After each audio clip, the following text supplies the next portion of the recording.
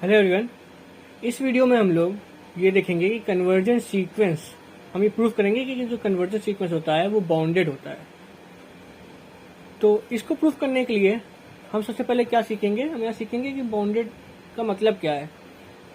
अगर कोई सीक्वेंस जो होता है, जैसे कि यहाँ पे x इक्वल टू xn एक सीक्वेंस है रियल नंबर का, तो उसको अगर मैं कह रहा हूँ कि वो बाउंडेड है, तो इसका मतलब ये है कि ऐसा कोई रियल नंबर एग्जिस्ट करेगा m, जो कि पॉजिटिव है, देख सकते हैं आप। एक ऐसा रियल नंबर एग्जिस्ट कर रहा है जो उस सीक्वेंस के हर एक टर्म से या तो बड़ा है या तो छोटा है। तो चलो देख, इसको समझते हैं। मैंने क्या बोला, बड़ा और छोटे का, इसका क्या मतलब है समझते हैं। ये जो चीज लिखी हुई है यहाँ पे मॉड xn, ये यहाँ कह रहा है कि for all n belongs to n, अगर ये चीज हो रही है तो इसका मतलब कि जो सीक्वेंस है वो बाउंडेड है। बाउंडेड का मतलब क्या होता है कि जैसे कि मैंने कह दिया कि ये एक बॉटल है और ऊपर से मैंने इसको ऐसे बंद कर दिया, नीचे से ही बंद है वो, तो इसी तरह से मतलब कि बाउंडेड का मतलब बंधा हुआ है ऊपर और नीचे दोनों जगह से। ठीक है, तो यहाँ सीक्वेंस के बंधे होने की बात कर रहा है। यानी सीक्वेंस जो है एक ऐसा नंबर एग्जिस्ट करेगा जो कि सीक्वेंस के हर एक टर्म से बड़ा होगा, और एक ऐसा नंबर भी एग्जिस्ट करेगा जो सीक्वेंस के हर एक टर्म से छोटा होगा। तो एक तरह से ये इन दोनों नंबर से क्या है, बाउंडेड है, यानी बन गया है, यानी इन्हीं दोनों के बीच में लाई कर रहा है। ऐसे समझ सकते हो आप। ये जो लिखा है mod xn less than m लिखा है, इसका मतलब ये है कि जब आप मॉड खोलोगे तो कुछ इस तरह से दिखेगा ये। ओके, और यहाँ आप देख सकते हो for all n belongs to n, इसका मतलब कि यहाँ पे अगर देखूं हर एक नेचुरल नंबर n के लिए, यानी कि x1 के लिए आप देख सकते हो, x2 के लिए, x3 के लिए, सारे टर्म्स इनके बीच में आएंगे उस सीक्वेंस के। इससे आप समझ सकते हो कि बाउंडेड का मतलब क्या है। एक और चीज, जैसे कि मैंने कहा कि जो सीक्वेंस xn है, मान लो वो 2 और 1 के बीच में लाई कर रहा है, तो यहाँ पे जो 2 है वो होगा अपर बाउंड और जो 1 है वो है लोअर बाउंड। जैसे कि 1/n आप देख सकते हो, ये जो है वो 1 और 0 से बंधा हुआ है, यानी कि इसका जो आप देखते हो ये जो सीक्वेंस है वो 1 पे क्या आता है, 1। ठीक है, उसके बाद अगर देखो जा रहा है, ऐसा लग रहा है 0 की तरफ जा रहा है। यहाँ पे ये कहीं नहीं कहा गया है कि जो m है वो सीक्वेंस में ही आएगा। जैसे कि 0 जो होता है 1/n जो ये है सीक्वेंस है, इसके अंदर नहीं लाई करता है, ये मतलब इसके अंदर लाई नहीं करता। देखो, क्योंकि आप जब यहाँ पे 0 पुट कर दोगे इन्फिनिटी हो जाएगा, तो इस सीक्वेंस के अंदर लाई नहीं करता है। लेकिन हाँ, 0 इसका अपर बाउंड है, तो ये 1 और 0 से बंधे हुए हैं। ठीक है, इससे आप थोड़ा आइडिया लगा सकते हो कि बाउंडेड का मतलब क्या होता है। अब हमें क्या करना है, हमें यहाँ पे प्रूव करना है इस चीज को कि अ कन्वर्जेंट सीक्वेंस, यानी कि जो सीक्वेंस को कन्वर्ज कर रहा है तो वो बाउंडेड होगा। तो यहाँ दो चीज हमें प्रूव करनी है।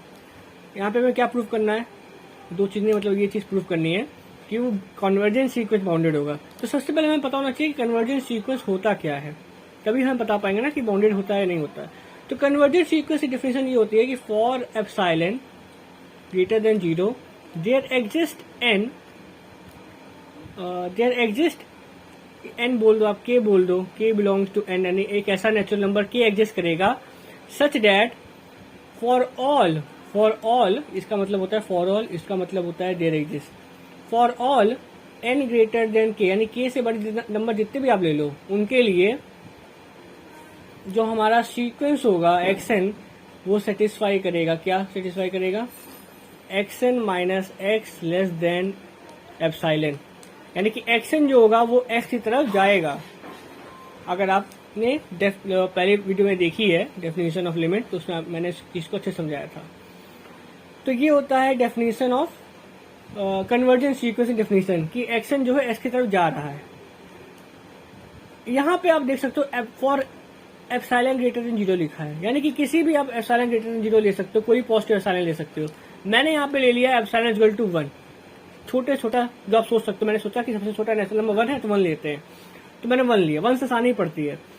इसके लिए अगर आप देखो यहाँ पे क्या आएगा, यहाँ पे अगर इस मोड को खोलो आप, पहले तो इसको सही से लिख देते हैं हम लोग यहाँ पे, ये लेस देन 1 हो गया। ओके, अब हम क्या कर सकते हैं, इस मोड को खोलो, यहाँ पे क्या हुआ, हमें दिख रहा है कि हमारा जो ये इक्वलिटी नहीं, यहाँ पे हम देख सकते हैं हमारा जो ये जो सीक्वेंस है वो x-1 और x+1 के बीच में आ रहा है।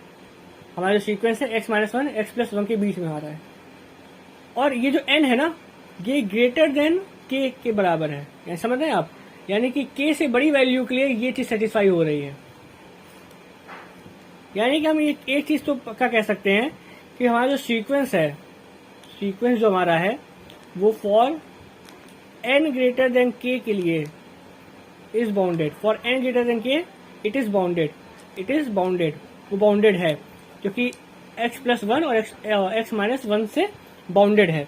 सो हमें चेक क्या करना है, हमें ये प्रूव करना है कि हमें ये प्रूव करना है कि इट इज ऑल्सो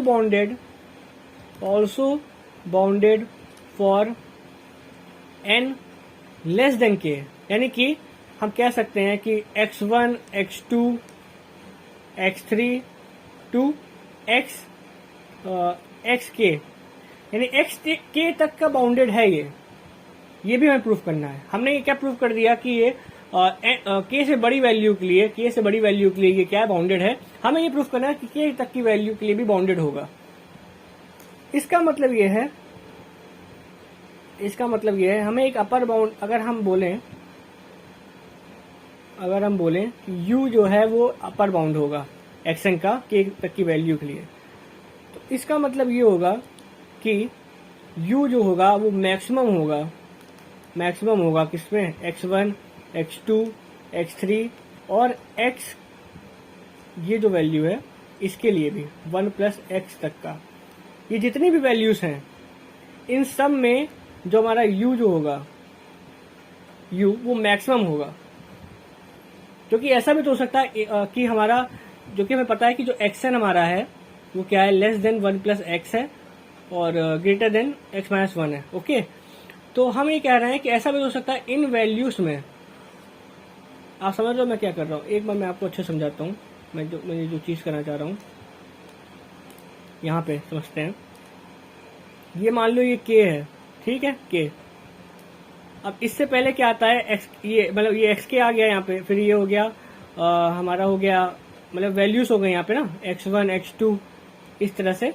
और यहाँ पे क्या है हमारा, यहाँ पे n ग्रेटर देन k के लिए कुछ वैल्यूज होंगी यहाँ पे k+1 k+2। तो हमें पता है n ग्रेटर देन k के लिए जो है हमारा 1+x जो है, जो हमारा सीक्वेंस है वो x-1 और x+k के बीच में आता है, मतलब 1+x के बीच में आता है, यानी बाउंडेड है। हमें इसे लेस देन के लिए प्रूव करना है। तो हमने ये कहा कि x1 x2 x3 जो ये वैल्यूज आ रही हैं यहाँ पे है ना, प्लस ये 1+x, इसको भी ऐड कर लो। हो सकता है कि इनमें ऐसी कोई वैल्यू हो जो इससे भी बड़ी हो। समझ रहे हैं आप लोग, ऐसा भी हो सकता है कि इसमें कोई वैल्यू हो, यानी कि k से छोटी जो नंबर्स है इनमें कोई ऐसी वैल्यू हो जो कि इससे भी बड़ी हो। इसीलिए मैंने उस वैल्यू को कह दिया कि u जो है मैक्सिमम है इन सब नंबर में। और कह देते हैं कि जो l है वो मिनिमम है किसमें, x1 x2 और सो x-1, यानी कि जो l है वो मिनिमम है। ऐसा भी हो सकता है कि इनमें कोई ऐसी वैल्यू हो जो मिनिमम हो इससे। तो अगर आप सोचो अगर इसमें कोई ऐसी वैल्यू होगी जो कि इससे बड़ी होगी, तो यहाँ पे क्या चेंज होगा, यहाँ पे चेंज होगा अपर बाउंड चेंज हो जाएगा, ये तो सेम ही रहेगा। इसीलिए मैंने ये कह दिया कि 1+x को भी इंक्लूड यहाँ पे कर दिया कि इन सब में जो मैक्सिमम है उसको u कह दो। और अगर मान लो यहाँ पे कोई मिनिमम वैल्यू मिल गई तो ये चेंज हो जाएगा। इसीलिए मैंने कहा कि इन सब में जो मिनिमम वैल्यू है उसको l कह दो। सो हम देख सकते हैं अगर ऐसा हम कर दें यहाँ पे तो हमें क्या मिलेगा, हम ये कहेंगे कि फॉर एप्सिलॉन ग्रेटर देन 0, या हम कह सकते हैं ये ना कहो, फॉर ऑल n हम ये कह सकते हैं कि जो हमारा xn है वो लेस देन है किससे, यानी हमारा जो बाउंडेड है, लोअर बाउंडेड है l से, और अपर बाउंडेड होगा u से। हर एक एन के लिए ये ट्रू होगा। अगर हम इस तरह से कंडीशन ये लगा दें तो वो हर एक एन के लिए ट्रू हो जाएगा, क्योंकि यहाँ से क्या करेगा, u क्या है, u इन सब में इसको सबसे मैक्सिमम वैल्यू होगी और l इन सब में सबसे लोअर वैल्यू होगी। इस तरह से हमने क्या कर दिया, हमने कह दिया कि हमारा जो एक्शन है वो इनके बीच में लाई करेगा। So we can say that action is bounded. Action जो है हमारा बाउंडेड है, क्योंकि वो अपर बाउंडेड किससे है, u से, और लोअर बाउंडेड है l से। तो इस तरह से हमने प्रूव किया कि हमारा जो कन्वर्जेंट सीक्वेंस है वो क्या है, वो बाउंडेड है। तो बेसिकली हम यहाँ क्या किया, हमने एक बार रिवाइज कर लेते हैं अच्छे से। हमने पहले यहाँ डेफिनेशन समझ लिया अपना, बाउंडेड का मतलब क्या होता है, क्योंकि ऐसी कोई वैल्यूज होती हैं जिनके बीच में सीक्वेंस आ रहा होता है, ठीक है, वो बाउंडेड हो गया। फिर हमने क्या किया, हमने सिंपल सी डेफिनेशन अपनी जो है कन्वर्जेंट सीक्वेंस की उठाई, उससे हमने ये उठाया, हमने एप्सिलॉन इक्वल टू 1 लिया। आप 2 भी ले लेते तो आपको पता है कोई फर्क नहीं आता है, यहाँ पे 2 ले लेते हैं यहाँ पे 2 हो जाता है, और क्या फर्क आता है, ठीक है। तो ये हमारे पर डिपेंड करता है। हमने यहाँ पे एप्सिलॉन इक्वल टू 1 लिया, ठीक। उसके लिए हमने यहाँ पे देखा कि हमारा जो एक्शन है वो इनके बीच में लाई कर रहा है।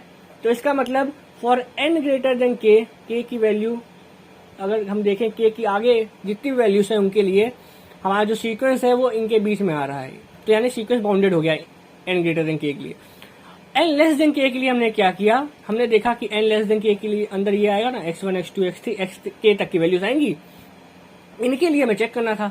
मैंने ये कह दिया कि मान लो u जो है वो क्या है, मैक्सिमम है किसमें, x1 x2 x3 2x 1 plus x।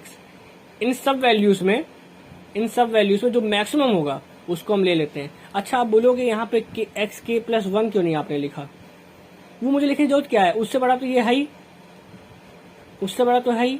हमें चेक करना है कि इनमें और इसमें क्या बड़ा है, मुझे ये चेक करना है बस। तो मैंने x1 x2 x3 xk और 1 प्लस x में देखा, इनमें जो बड़ी वैल्यू होगी उसको हम u कह देंगे, और उसी तरह उसी सेम वे में x1 x2 x3 और x माइनस 1 में जो सबसे छोटी वैल्यू होगी उसको l कह देंगे।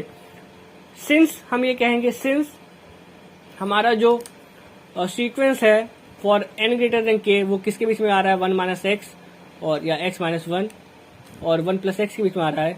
सो for all n we can say that हमारा जो सीक्वेंस है वो इनके बीच में आ रहा है, और हम कह सकते हैं so we can say that action हमारा जो है बाउंडेड है। तो इस तरह से हमने प्रूफ किया। कहाँ से गए कहाँ तक, जो चीज दी रहती है उसका यूज करके जो हमें लाना होता है वो हम प्रूफ करते हैं। So that is how we can prove that हमारा जो कन्वर्जेंट सीक्वेंस होता है वो बाउंडेड होता है। सो आई होप आपको समझ में आया कैसे मैंने प्रूफ किया, and please like my video and share it with your friends. Thank you for watching this video.